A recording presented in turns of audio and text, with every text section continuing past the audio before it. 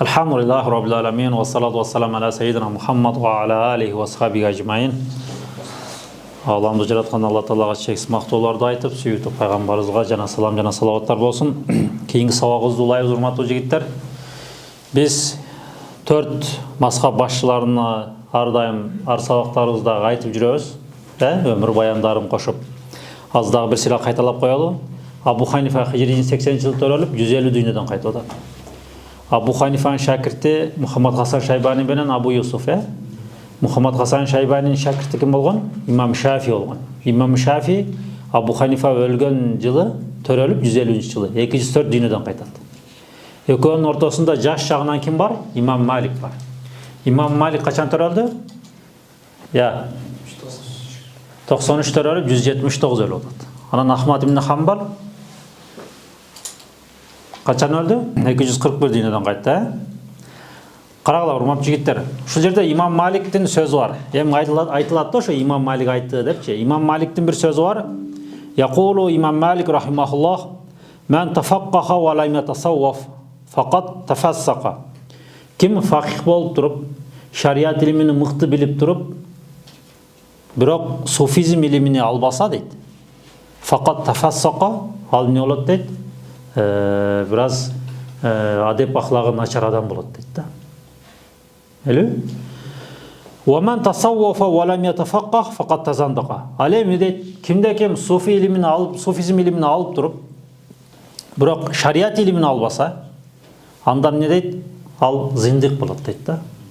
Din buzar bolot deydi. Bundan bildik jigitler, biz ayıp öyle жүрөбүz. Birinci ilim alış gerek mi, amal kılış gerek mi? Birinci ilim alış gerek da. Al-ilim qabla amal. Турабы? Ошол сыңары эле суфизм илимине кирерден мурун дагы эмне кылыш керек? Илим алыш керек да. Ал-илму qabla tasawwuf да. Турабы? Суфизм илимини биринчи суфизм илиминен баштай бересиңби? Жок, биринчи шариат илимини үйрөнөсүң. Сен фикый маселеде эмне адал, эмне арам ушулардын баарын билишиң керек. Макрух, тахрими, ошондор нерселердин баарын билишиң керек. Андан кийин сен анан эмне кыласың? Суфизм илимине кирсең болот. Ва ман жама байнахума. Эми айтылат Имам Малик, ким ушул экөөнү, эки илимди бириктире турган болсо, факат тахаккака, ал чындап алым болуптур дейт да. Мындан билдик азыр жигиттер, биз азыр силерге бул жерде шариат илимдерин үйрөтүп атабыз. Жанында эмнелерди үйрөтөбүз? Жанында ошол жанагы суфизм илимине дагы багыттап, ошол илимдеги зикирлерди дагы алып, не кылып атабыз? Үйрөтүп атабыз да. Эми ошо суфизм илими демекчи, суфизм илими тууралуу бир сыйра айтып кетели жигиттер. Бул суфизм илими, жанагы биз айтпадыкпы, дин тиреги үчөө депчи. Биринчи ишеним системасы, экинчи амал системасы, анан үчүнчү адеп ахлак системасы. Мындайча айтканда, ишеним системасынын кайсы илими үйрөтөт дегенбиз? Акыйда илими.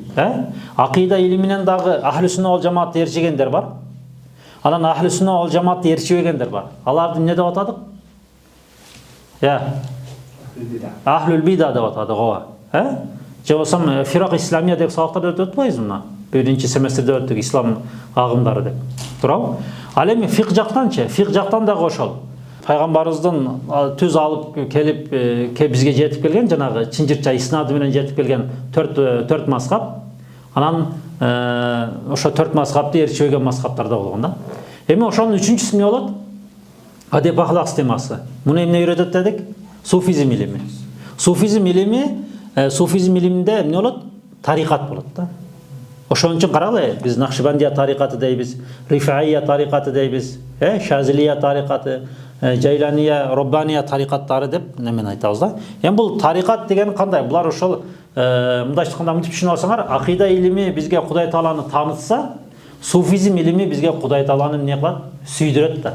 Ошо сүйдүрүүнүн жолдоруну үйрөтө турган илим бул эмне болот? Суфизм илими болот. Эми суфизм илиминде деле башка илимдердей өзүнүн чынжырчасы менен келет. Абдуллах ибн Мубарак эмне дейт? Ал-иснаду минад-дин ва лаула иснад ла кала ман ша ма ша. Дин чынжырчасы бул эмне дейт? Динден болот дейт да. Ал-иснаду минад-дин ва лаула иснад ла кала ман ша ма ша. Ким ошол чынжырчаны менен илим албаса, ал каалаган сөздөрүн айта берет деп айткан сөзүн айтып эле жүрөбүз. Эми карагыла, бул суфизм илиминде элечи пайгамбарыбыздан ким алган? Абу Бакр Сыдык алган да. Абу Бакр Сыдык биздин жыл менен, хижри жыл сынак эмес, милади жыл менен качан өттү дедик? 634-жылдары. Абу Бакр Сыдыктан кийин Баязид Бистами, Абу Язид Бистами деген олия зат болгон. Ошол 875-жылы дүйнөдөн кайткан, милади жыл менен. Абу Бакр Сыдыктан баштап ошол Баязид Бистамиге чейин бул жолчу, бул Накшибандия жолу Сиддикиюн деп аталган да. Анткени Абу Бакр Сыдык дерчигендер, Абу Бакр Сыдыктын руханият тарбиясын алгандар деп ошол жактан жанагы булар Сиддикиюндар да, булар Абу Бакрдын жолун ээрчигендер да деп айтылып келген да. Кандай эле биз мына мазхаб жактан Абдуллах ибн Масуд деп атпайбызбы? Абдуллах ибн Масуд кимден алган? Умар радиаллаху анхунан. Умар радиаллаху анху пайгамбарыбыздан, пайгамбар Жибрейил алейхиссаламдан. Ошол сыңар эле суфизм жагында кимге барып тагылат экенбиз? Абу Бакр Сыдык. Эми ошол Баязид Бистамиден тарта Абдул Халик Гыждываниге чейин жигиттер Тайфурия деген ат менен аталынган экен да. Бул жолчу. Эмне үчүн десе, ошол Баязид Бистамидин экинчи аты Тайфурия деп аталынган дейт да. Анан негизи Баязид Бистамидин лакабы Султанул Арифин деген атка да конгон да. Мындан билдик, Баязид Бистамиден Абдул Халик Гыждываниге чейин не деп аталынган экен? Тайфурия. Эми ошол Абдул Халик Гыждываниден кийин, бул Абдул Халик Гыждывани 1180-жылы дүйнөдөн кайткан да, милади жыл менен эсептеп атам. Азыр биздин жыл менен, хижри жыл сынагы менен эмес. Ошонун тарта имам Накшибандиге чейин Бахаудин Накшибанди. Бахаудин Накшибанди бул 1318-жылы төрөлүп, 1389-жылы дүйнөдөн кайткан экен. Бахаудин бул диндин коозу. Накшибанди деген эмне деген? Ал жөн эле мындай лакап болуп калган да. Бахаудин деген өзү кличкасы. Накшибанди деген ошо ниспа деп коюп атпайбызбы? Ошол Накшибанди деген жерден жол болсом, ошол Накшибанди деген өзү бул жанагы мындай нерсе бар го жигиттер. Накш деген нерсени билесиңер да. Накш деген бул бир жазууну ташка, жыгачка оюп жазуу. Оюу жазуу деген түшүндүрөт, жанагы жыгачка болсун, ташка болсо бир нерселерди оюп жазат. Биз билебиз го жанагыдай эски мечиттердин дуалдары, жанагыдай оюп жазылган аяттар, хадистер бар, ушуну накш дейт да. Мелүү? Чыкпай тургандай кылып, ошондой абалда жазат. Анан бант деген сөз бул жанагыдай перс тилинен алынат экен дагы, байлоо, бириктирүү деген маани түшүндүрөт да. Ошондо биз накш бант деп эки сөздөн куралып атпайбы бул? Эки сөздөн куралып айтканда бул мааниси эмне болуп калат? Мааниси. Алланын зикирин эч чыкпай тургандай абалда алып келип, Алла Тааланы сүйүп, зикирин алып келип, эч жүрөктөн чыкпай тургандай кылып байлоо да. Түшүнүп атасыңарбы? Анан бул айтат ошол Бахаудин Накшибандилер негизи ошол жанагыдай устачылык менен алектенген экен да. Бир гана эле аалым, олиязат болуп калбай, эмне кылган экен? Ошондой кеси болгон экен да. Анан булар жанагы накш кылат да, булар усталар да дегендей кылыпчы. Ошентип анан Накшибанди деп аталып калган экен. Эмне үчүн Накшибанди деп аталып калганда айттык жигиттер. Эми ошо имам Накшибанди, Бахаудин Накшибанди каддасаллаху сиррахунан кийин эле бул жол эмне болду? Тарикат Накшибандия деп келди да. Эми кимди карагыла? Дүйнө жүзү боюнча кайсы бир мусулман акыйдада ошол Матуридия мазхабта, Ханафи мазхаб боло турган болсо, тарикаттан эмне болот бул? Накшибанди да. Анткени булардын эмне үчүн десе, булардын жанагыдай Куран менен сүннөттөн алып атпайбы? Мисалы, Аятул Ахкам сабагын өтүп атабыз, Куран менен сүннөттөн өкүмдөр кандай алынат? Анан Куран менен сүннөттөн акыйда жаатынан да өкүмдөр кандай алынат? Мисалы, мухкамат аяттар, муташабихат аяттарды өтүп атпайбызбы? Ошол сыңар эле руханий тарбия, бул жанагы адамдын ички дүйнөсүнүн оңдоо жаатынан дагы өкүмдөр кандай алынат? Ушулар жанагыдай бири-бирине жанагыдай терминдик жактары дал келгендиктен, жанагы Куран менен сүннөттөн чыгаруу жолу, ыкмалары, усулдары, эрежелери дал келгендиктен, анан бул эмне болот? Ханафи мазхабындагылар Накшибандия тарикаты деп аталып калат да. Эми жигиттер, бул биз Өзбекстанга барганда ошол Бухара областына бардык. Имам Бухариге, имам Матрудиге зыярат кылганда, бул Бахаудин Накшибандиге да барып зыярат кылдык да. Биринчи мындай киргенде ушунда бир мындай сонун бир тынч абалы жер экен да. Биринчи жанында кичине өйдөрөк жагында апасы көмүлгөн экен. биринчи апасына барып зиярат кылдык да. Анткени ошондой чоң аалымды апа төрөдү да, апа тарбиялады. Туурабы? Мисалы биз аталар көбүнчө эле эшикте жүрүп калабыз да, мына силер деле эртең келечекте ата болосуңар, көбүнчө ата сыртта болот дагы, негизи тарбияны ким берет? Апа берет да. Анан биз биринчи түз эле барганда Бахаудин Накшбандийдин өзүнө зияратка барбай, эмне кылдык? Биринчи апасына бардык да. Апасына барып Кур'ан окуп неме кылгандан кийин анан Бахаудин Накшбандийдин өзүнүн кабырына барып эмне кылдык? Зиярат кылдык. Эми карагыла жигиттер, бул жерде дагы бир айта турган нерсе, биз билебиз, мына шариятыбыз аз-захир, сырткы, анан ал-батин, руханий жак болуп, ички болуп бөлүнөт, шариятыбыз. Муну биз мына Имам Газали деле айтып атат. Сагын немесинде, китебинде. Мисалы карагыла, сырткы шарият дегенде адам намаз окуш үчүн эмне кылыш керек? Najastan, hadastan тазаланыш керек, Аны фикх сабактарында өтүп атабыз. Анан намаз окуш үчүн адам нелерди билиш керек? Намаздын парыздары эмне, важиптери эмне, сүннөттөрү эмне. Ораза тутууда дагы эмне болуш керек? Адам намаздын оразанын парыздары, важиптери, сүннөттөрүн билиш керек. Бул нерсе бизге эмне? Фарз айын да. Анткени ал ибадатыбыз туура болуш үчүн ошолорду билиш керек да. Туурабы? Кээ бирлер мисалы сүннөт, мустахабтары калып кетсе деле, эмне сажда саф кыла берет да, билбей элечи. Биз эмне кылыш керек? Ошолордун баарын үйрөнүү бизге эмне? Фарз айын. Эми ушун менен эле биргеликте жанагы шариаттын ички жагы деп айтып атпайбызбы? Руханий тарбия. Бул тасаввуф илими. Дашкында ошол руханий жаатыны кайсы илим үйрөтөт? Тасаввуф илим үйрөтөт да. Тасаввуф илими бул адамдын билебиз сырткы жана ички адептери. Сыртыңда мисалы аябай жакшы жүрүп, таза жүрүп коюшу мүмкүн адамчы. Бирок ички дүйнөңдү дагы эмне кылыш керек? Оңдош керек да. Эмненен оңдош керек? Ошо жек көрүүдөн болсун, дагы эмнелерден? Ошо руханий жанагыдай жаман адеп ахлактардан эмне кылыш керек? Алыстатуу үчүн бизге эмне үйрөтөт? Суфизм илими үйрөтөт. Ошон үчүн карагыла жигиттер. Мисалы азыр эми биздин Орто Азияда жанагыдай көп билинбей жатат бул нерселерчи. Мындай адамдар эми СССРден кийин динге кирип, динге кайтып көптөрчү мындай жакшы билбейт да. Негизи мына мурдараак мындай болгон. Атайын шарият илимини үйрөткөн медреселер болгон. Муну айтып эле атабыз, Мисалы Ханафи мазхабындагы медреселер. Кайсы медресе болгон? Эки медресе деп айтпадыкпы? Мадрасатул Ирак, Мадрасатул Самарканд деп, Туурабы? Ирак жакта кимдер болгон дедик?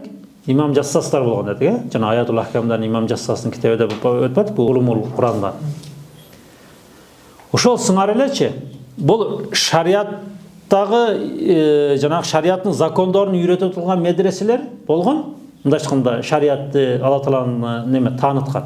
Анан Алла Тааланы сүйдүргөн немелер болгон да. Медреселер. Мисалы ошо Рифаия медресеси, Шазилия медресеси, Роббания медресеси, Накшбандия медресеси деп.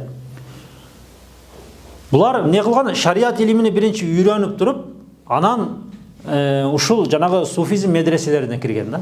Эми мурдараак. Азыр күндө эми кичине жанагыдай суфизм мурдагы немесинен чыгып кеткендей да жигиттер, жолунанчы. Жанагы акыйданан Сираjdin Уши, Бадул Амали китебин кимдин шархы менен окудук? Ахмад Кананын шархы менен окудук. Ошол шархында жанагы Шатахат Суфия деген тема келбедиби? Ал жерде кимдерди айттык мисалы? Имам Кушариди, Имам Жунайтты, Имам Газалилер, булар жанагы чыныгы суфи алымдар ушулар болгон да. Ибрахим Адхамдарды айттык, туурабы? Анан жанагы ошол жерде адашып кеткендерди дагы айтканбыз жигиттер. Адашып кеткендер канча адашышы мүмкүн? Жанагыдай зикирге кирип отуруп мага кабырда сурак болбойт деп айтып ийет. Туура эмес агымдарычы суфизмден. Ошондо ошолорду мисал келтирип дагы башка китептерден окудук го жигиттер. Көрдүңөрбү? Бул ошол шариат илимини билбегендиктен ал ошол нерсени айтып атат да. Эгер ал шариат илимини билсе антип айтпайт да, туурабы? Кантип ага сурак болбойт. Көрдүңөрбү? Ошону мындан билдик. Биринчи шариат илими алынат, андан кийин эмне болот?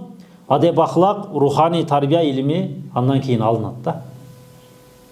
Эми азыр Имам Маликтин айтканы дагы, Имам Газалидин дагы айтканы, Имам Газали башынан бери эле ошол китебинде ошол нерсеге басым таштап келип атат. Карагыла. Эмне дейт? шариат илимин да жакшы оку, анын жанында суфизм илимин да жакшы окуп туруп, "Ва ман жама байнахума". Ким ушул эки илимди бириктирсе дейт. Бириктирсе, факат не дейт? Тахаккука чындап алым болуптур дейт. Түшүнүп атасыңарбы? Иншалла Аллахым баарыбызга ушул эки илимди бириктүүнү насип кылсын. Андан сырткары жигиттер, бул Накшибандия тарикаты боюнча кичине сөз болуп калды, кичине айтып кетели. Бул тарикат негизи мындай болуш керек жигиттер. Имам Жунайттын да бул мааниде айткан сөзү бар. Тарикатына биздин жолубуз тарикул Куран ва Сунна. Эгер сен ошол суфизм тарикатына кирем десең, эң биринчи сен өзүңө эмне издешиң керек? Сени жетелей турган, руханий тарбия бере турган алым издешиң керек да. Ал алым биринчи шариат илимин мыкты билиш керек. Же келечекте өзүм ошол шариат менен тарикатты бириктирип, чоң алым болом десең, не кылышың керек сен биринчи? Өзүңө устаз издешиң керек, ал устазың биринчи шариат илимин эң мыкты билиш керек да. Шариат илимин эң мыкты билиш керек. Ошон үчүн тарикатына биздин жолубуз тарикул Куран ва Сунна. Куран менен сүннөт деп айтып атат да. Мындан билдик, ал киши сенин ошол жанагы тарбияды, руханий тарбия бере турган устазың, муршид камил деп коет го. Яшан деп коет бизде, дагы ошондой сөздөрдү колдонот го. Муршид камилиң чоң алым болуш керек да, шариат илимин мыкты билген. Жанагыдай эгер алым болбосо, жанагыдай мага сурак болбойт деген сөздөрдү айтып ийбеш керек да. Түшүнүп атасыңарбы? Чоң алым болуш керек. Анын жанында чоң алым дегенде азыр күнүбүздө кээ бирлер бар, шариат илимин эле алган, бирок адеп ахлагы ага дал келбейт да. Сүйлөгөн сөзү менен баскан турганын эмне кылат? Дал келбейт. Мындан билдик, ал шариат илимин да мыкты алыш керек. Андан кийин руханий тарбияны дагы эң мыкты алыш керек да. Ошондо бул эмне болот экен? Алым болуп жетишет да. Имам Газали деле бизге ошондой болгула деп эмне кылып атат? Өзүнүн насаатын берип атат. Андан кийин жигиттер, бизде мисалы өзгөчөлүктөрдүн бирөөсү ошол жанагы эми көп өзгөчөлүктөр бар. Тарикат Накшибандия башка тарикаттарга салыштырмалуу өзгөчөлүктөр көп. Бизде жанагы зикрун хафи бар да. Зикрун хафи деген билесиңер да. Бул жанагы Алла Тааланы зикир кыласың, узкуруллаха зикран касир деп айтып атпайбы? Ошону үнүңдү чыгарып кыл, неме кылып бүтүрбөйсүң да. Анткени Алла Таала Кур'ан-ы Керимде инналлаха ла яхфа алейхи шай'ун фил арди ва ла фис сама. Туурабы? Алла Таалага асман менен жерде эч нерсе купуя эмес. Алла Таала баарын билип турат. Жүрөктөрдү да билип атпайбы Алла Таала? Ошон үчүн биздин жанагы Накшибандия, мен өзүм Египетте окуп жүргөндө көп эле ошол тарикаттарга барып, зикирлерине катышып жүрдүк. Вирт деп коет го. Ошолоруна катышып жүрдүк. Мындай кээ бир немелерде ошо зикирди жарыя кылат да жигиттер. А биздин Накшибандияда эмне кылат? Зикирди эмне кылат? Купуя айтат да. Анткени буга немелер бар, Куран далилдер. Көрдүңөрбү эми? Фиктан деле биз жанагы Ханафи мазхабында имам менен намаз окуп атканда, имам Фатиха сүрөсүн окуп бүткөндөн кийин амин деп эле неме үнүбүздү жарыя кылып чыгарбайбыз го, ичибизден айтабыз. Көрдүңөрбү? Мындай дал келип атабы немелер? Курандан чыгаруу өкүмдөрү, Куран сүннөттөн чыгаруу өкүмдөрү дал келип атат да. Ошон үчүн зикирди эмне кылабыз? Ичибизден айтабыз. Ошол себептен бул жанагы бул тарика Накшибандияда мындай дагы бир сөз айтылып жүрөт да. Дас бакары дил баяр депчи. Дас бакары дил баяр деген сөз сенин колуң эмнеде болсун? Жумушта болсун. Анан жүрөгүң Алла Таала менен болсун депчи. Эми кандай иш кылбайлы? Алла Тааладан коркойлу, Алла Таала көрүп турат деген нерсени мындай жан дүйнөбүз менен эмне кылыш керек? Сезишибиз керек да. Андан сырткары бул илимге, мисалы суфизм илимине киргенде мен эртең бир алым, олиязат болуп туруп анан элдерге бир керемет көрсөтөйүн деген максатта кирбейсиң да. Алла Тааланын ыраазычылыгы үчүн киресиң. Анда рыя болуп калат да, эл көрсүн болуп калат да. Эл көрсүн тууралуу Имам Газали бир канча жерде айтты. А бизде эмне деген эреже бар эле? Ал карамату айнул истиқама деген. Керемет бул эмне деп сураса, бул ошол Куран менен сүннөт жолунда бекем болуп жүргөндүк бул керемет да. Түшүнүп атасыңарбы? Андан кийингиси ошол жанагы Алла Таала Кур'ан-ы Керимде мындай аят бар го жигиттер. Аллаху халакакум ва ма таамалун. Алла Таала силерди жана силердин кылган ишиңерди дагы эмне кылат дейт? Жаратат дейт. Мындан билдик биздин ошо кылып аткан иштерибиз, мисалы азыр Кудайга шүгүр канча китептерди окуп атабыз, туурабы? Куран жаттап атабыз. Ушулардын баарыны биздин акыйдабыздан эмне дейбиз? Мен өзүм кылдым дейсиңби? Афалул ибад. Афалул ибад мин Аллах вал касб мин ал-абд деген эрежени өттүк, Булардын баарыны Алла Таала жаратты. Пенденен иш жүзүгө ачты да. Мындан билдик биз ошол жанагыдай көп зикир кылып, көп ибадат кылсак дагы, аны өзүбүздөн көрүп албашыбыз керек да. Бүт нерсе Алла Тааланан деш керек да. Мели ошон үчүн Абу Ханифанын сөзү бар го, мен бул илимге шүгүрчүлүк менен жеттим депчи. Эми дагы башка тарикаттардан айырмаланып көптөгөн жол жоболору бар бул Накшбандия тарикатынын. Аны иншалла улам сабактарыбызда буйруса өтөбүз. Аллахым ушул алым олия заттардын жолунда болууларыбызды насип кылсын. Жанагыдай адашуу, жанагыдай туура эмес суфизмден өзү сактасын. Алхамдулиллахи роббил аламин.